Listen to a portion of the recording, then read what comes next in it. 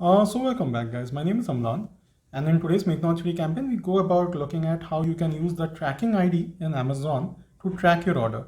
Now please do understand that not all orders have tracking IDs. It's only when you have imported an item from overseas. So in a particular case what we did was we wanted some armrest and we ordered this item, and here the item actually got dispatched from Canada.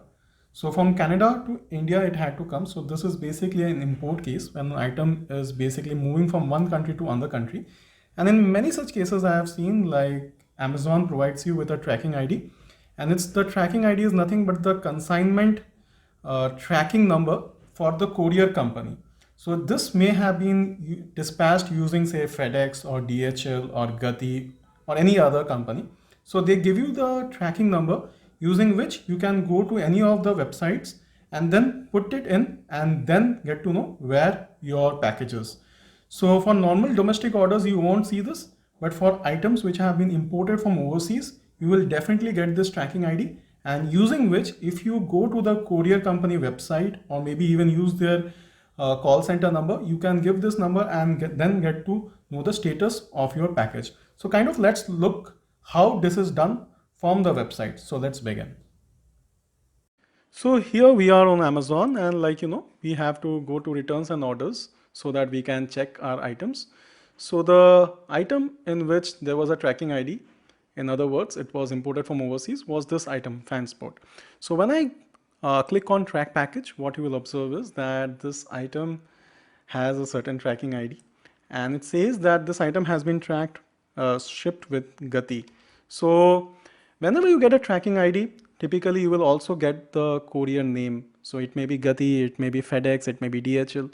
So whatever be like the courier company, you are then supposed to visit the homepage of that company. In this case, it happens to be Gati. So I simply go ahead and Google Gati.